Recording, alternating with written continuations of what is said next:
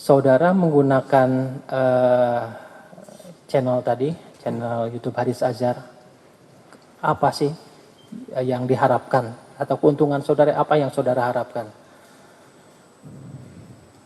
Kalau berkaitan dengan informasi, ya? Kalau keuntungan material saya malah rugi sebetulnya, karena pakai pendanaan pribadi, beli kamera yang ada mungkin disita juga ya, kamera. Atau sekarang pertanyaannya tujuannya apa? Kalau mencari keuntungan atau apa kan nggak bisa ya, seperti yang tadi ya.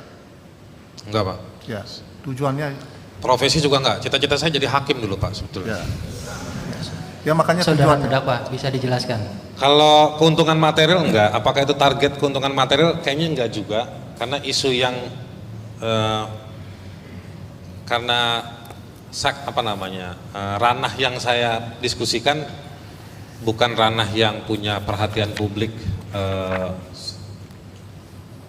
YouTube gitu. Misalnya kalau dibandingkan dengan Deddy Corbuzier dan lain-lain, topiknya kan macam-macam. Kalau saya enggak, itu satu. Jadi saya sadar betul bahwa kalau mau dibilang komersil kayaknya jauh. Dan saya terima resiko bahwa harus ngebiayain sendiri dari kocek saya pribadi, iya. Jadi hitungannya rugi lah, bisa saya katakan.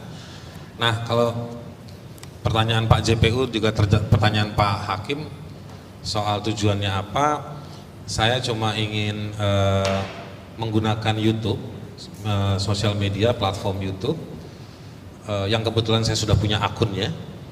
Jadi bukan dibikin ketika saya mau punya tujuan itu, tapi karena sudah ada, jadi saya gunakan untuk penyebaran informasi, edukasi, topik-topik soal hukum dan hak asasi manusia. Nah itu aja sih, secara umum gitu. Tapi barangkali kalau ada pertanyaan lebih mendalam silakan. Berikutnya saudara terdakwa, apakah dalam channel saudara pernah ditayangkan suatu iklan di video yang mana? Dalam semua dulu, akun dulu. Ada kayaknya. Ada. Maksudnya sampai ada iklan itu untuk apa tujuannya? Saya nggak tahu karena saya bukan yang ngatur soal iklan, atau ada iklan atau tidak ada iklan, saya yang ngatur.